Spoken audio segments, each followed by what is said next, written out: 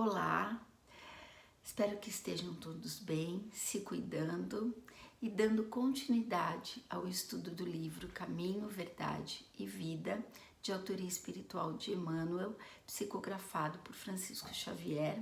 O capítulo de hoje é o 168, intitulado Na Meditação. E a base evangélica utilizada está em Marcos, capítulo 6, verso 32, e diz o seguinte: E foram sós num barco para um lugar deserto. O Evangelho de Marcos, ele é o mais antigo e supostamente pode ter dado origem aos outros dois evangelhos sinóticos, o de Mateus e o de Lucas.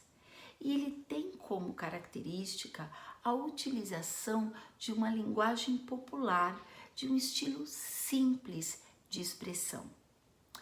Para estudarmos especificamente o versículo 32 do capítulo 6, é interessante que voltemos no versículo imediatamente anterior para que fique mais fácil a contextualização, identificarmos as circunstâncias nas quais Marcos faz essa colocação. No 31, Jesus diz aos apóstolos o seguinte: Vinde vós aqui, à parte, a um lugar deserto e repousai um pouco. Daí se apreende que, quando Marcos fala e foram sós num barco, ele se refere a Jesus e aos apóstolos que foram se dirigir a esse lugar, a parte, deserto, de que falava Jesus. Esse tema na meditação, esse tema ligado à meditação, é de uma importância singular. Não só hoje em dia, ele se mantém atual hoje, depois de mais de 2000 anos, porém ele vem sido de importância fundamental ao longo dos tempos para todos nós, praticantes e discípulos da Boa Nova. E por que é tão relevante se falar de meditação nos dias de hoje? Por várias razões, dentre as quais podemos destacar dois fatores, duas premissas. A primeira delas é de que existem características, existem aspectos inerentes à própria condição humana que tornam muito importante essa pausa, essa parada para a concentração. São elas: o ser humano, ele vive atormentado, ele sofre constantemente influências de pessoas, influências de circunstâncias. Com bastante frequência, a criatura humana está sujeita a perturbações de toda ordem. E elas acontecem porque nós assumimos vários papéis sociais e neles, no cumprimento deles, invariavelmente existem problemas inquietantes a serem enfrentados. Por exemplo, existem certamente incompreensões no âmbito familiar, existem embates e situações de controvérsia nos ambientes profissionais de trabalho. Existem dificuldades grandes quando nós somos invadidos por ideias e por pensamentos inferiores. Tudo isso é um grande gerador de angústia. Aliado a isso, existe também um outro fator, uma outra premissa, que ocorre quando temos o firme propósito de fazer comunhão com o amor divino. Quando resolvemos imergir nas correntes do idealismo superior, quando resolvemos fazer um processo ascensional rumo à nossa evolução moral. Ao escolhermos esse caminho, invariavelmente sofreremos e enfrentaremos resistência. E esse fenômeno nos traz uma inadequação, nos traz um desconforto e até uma sensação de insulamento em relação ao mundo. Isso é outro fator gerador de angústia. Temos, portanto, uma equação onde as perturbações presentes na própria condição humana, aliadas, somadas à resistência conferida pelos movimentos rumo à evolução que resolvemos empreender, resultam invariavelmente na exaustão de nossas forças. É muito comum que nos sintamos esgotados no nosso dia a dia. E é justamente nesse momento que precisa haver a atenção e a disponibilidade para uma pausa, para a busca desse lugar à parte, desse lugar deserto. Esse lugar é sim capaz de aquietar as nossas aflições e principalmente de nos revigorar. Revigorar por quê? Para quê? Por que precisamos dessa força? Por diversas razões, mas a primeira delas, para falarmos, é importante que façamos inclusive uma referência ao Evangelho segundo o Espiritismo, no capítulo 27, item 12, em que Kardec nos coloca uma divisão em duas categorias claras em relação aos males que afligem a humanidade. Ele diz que eles podem ser separados em dois tipos: aqueles que o homem pode evitar e aqueles que o homem não tem nenhuma influência sobre, que o homem não consegue evitar. E infelizmente, aqueles que o homem pode evitar porque é criador e responsável, é agente causal deles, são a imensa maioria. São os problemas e as inquietações prevalentes na nossa existência. Ou seja, os nossos desleixos ou os nossos excessos nos levam a dores, nos levam a males que nós mesmos criamos. Esses momentos de pausa, esses momentos de afastamento dessa condição cotidiana, pode sim nos favorecer à medida em que nos permite uma calma, uma concentração capaz de nos estimular a agirmos com mais sabedoria, com mais prudência, e isso pode ser de cunho profilático para que as nossas faltas não nos façam passar por sofrimento. Também é possível que nós retornemos ao caminho reto, uma vez que tenhamos dele nos afastado, em função desses momentos de concentração e de pausa. Além disso, existe outra razão. Esse momento meditativo, essa pausa, é capaz de nos capacitar para que retornemos ao círculo de luta diária, ao círculo de serviço, ao círculo de trabalho, a seara aonde devemos, em última análise, atuar em prol da obra de Cristo.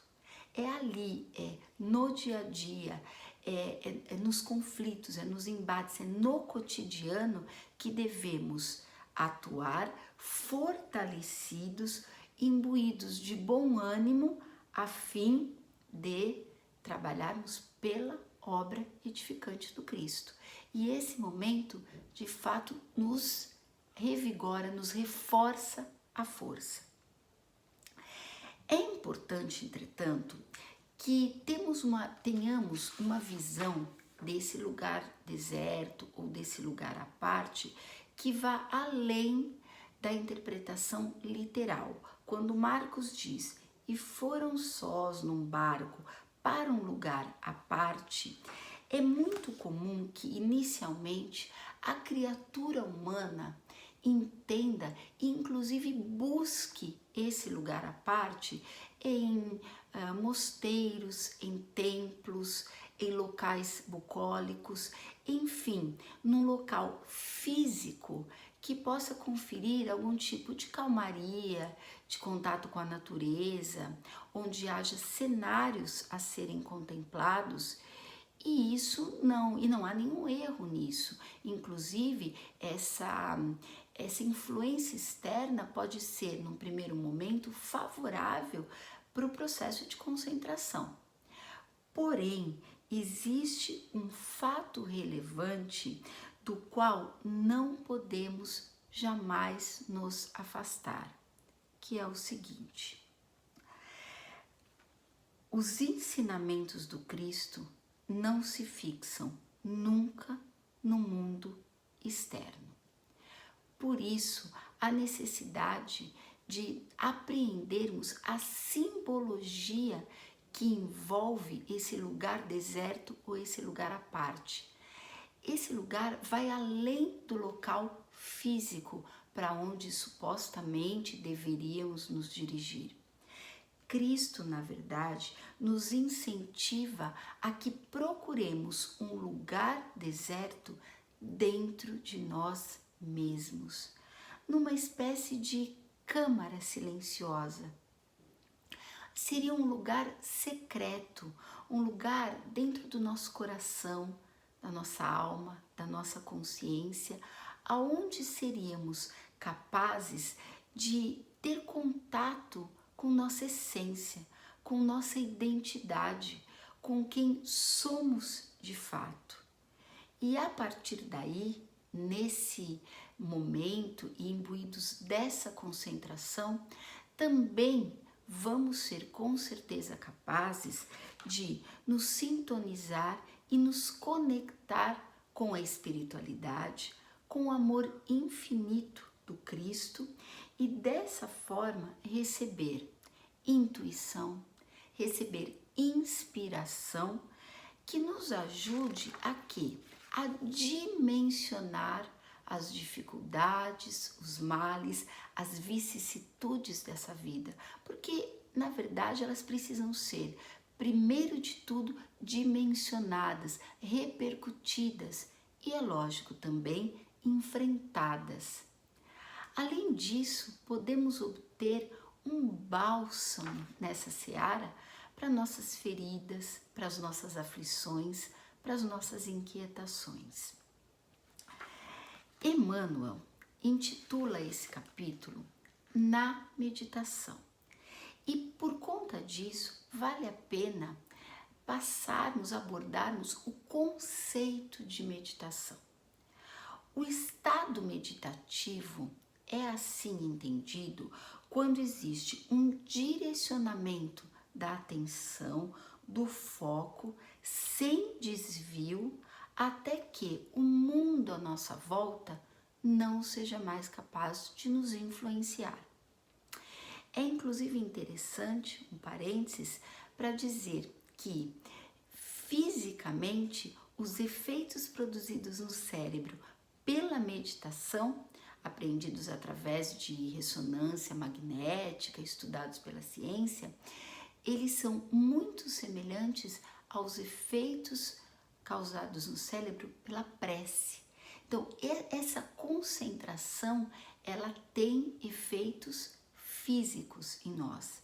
E a própria ciência, diante disso, ela nos traz luz para uma questão muito comum que vocês com certeza já devem ter ouvido no dia a dia. Eu não consigo meditar. Meditar é para outro tipo de personalidade diferente da minha. Eu não sou capaz de me concentrar. Eu não disponho dos recursos internos necessários para essa prática. Isso é muito comum. Todos já devem ter ou verbalizado algo parecido ou ouvido alguém que o fez. Porém, a ciência veio trazer à luz e veio inclusive com uma constatação trazer um grande alento a esse tipo de conceito. A ciência conseguiu detectar que nós estamos e somos sim vocacionados à meditação. Nós temos toda uma predisposição, nós temos pré-pronta toda uma circuitaria neuronal a ser acionada justamente quando nós temos disposição, quando nós temos disciplina para nos concentrarmos, para nos focarmos com bons pensamentos, para treinarmos a diminuição do turbilhão em que a nossa mente constantemente está inserido. Se nós tivermos essa disciplina, se nós tivermos essa concentração, esse treino, nós vamos estar sim prontos para o processo meditativo. E neurofisiologicamente, o que acontece? O que explica isso? No cérebro humano existe o sistema límbico e dentro dele uma parte chamada tálamo, que é responsável por todas as informações sensoriais recebidas por nós e que nos afetam, nos influenciam. É tudo aquilo que nos chega através dos nossos sentidos, como por exemplo uma sensação de frio, uma criança chorando por perto, um incômodo por um ambiente mal ventilado, qualquer sensação que nos chegue pelos sentidos. E durante a prática meditativa, quando nós conseguimos nos concentrar e nos focar e o mundo não mais nos influenciar, esse mundo continua correndo e continua acontecendo lá fora, mas ele perde a capacidade de nos influenciar como antes, uma vez que esse tálamo, ele adormece e ele, sendo responsável por essas percepções, adormecendo, nós ficamos distantes, nós conseguimos um distanciamento desse mundo à nossa volta. E o mais importante é que, a partir desse momento, os benefícios, inclusive físicos, já estão relatados, já estão descritos pela ciência, conferidos pela meditação, como, por exemplo, a diminuição do estresse crônico, como coadjuvante no tratamento de doenças emocionais e físicas. Todos esses benefícios passam a acontecer de modo automático, ou seja, não há mais a necessidade da concentração neles para que esses benefícios possam ser sentidos pelo corpo físico. Analogamente, funciona como se fosse a nossa digestão. Quando nós ingerimos um alimento, a digestão ocorre sem que nós tenhamos que nos concentrar nela e ela está lá acontecendo. Da mesma forma, os benefícios conferidos pela meditação a partir do momento em que nós conseguimos diminuir esse turbilhão mental e entrar no estado meditativo. Os benefícios espirituais conferidos pela meditação acontecem de forma extremamente parecida.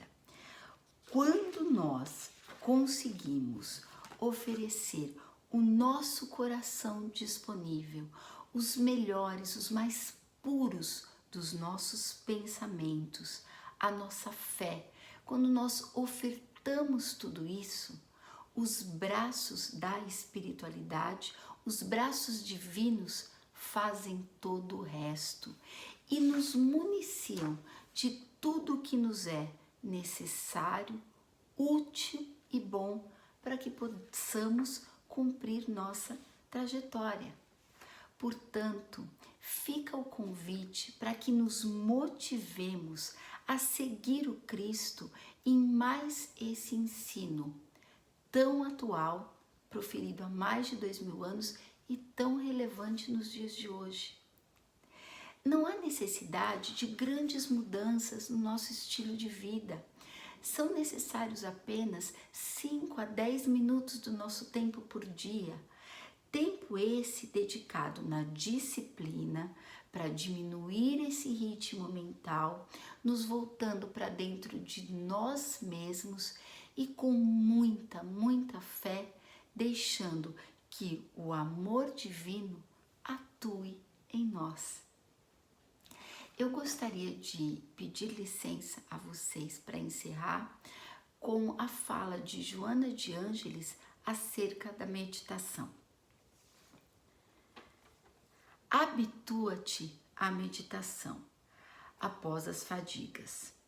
Poucos minutos do dia, reserve-os à meditação, à paz que renova para outros embates.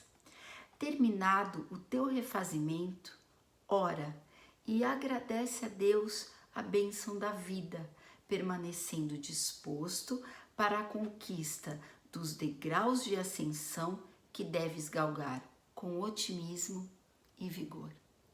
Fica o convite. Vamos juntos? Muito obrigada e até a próxima.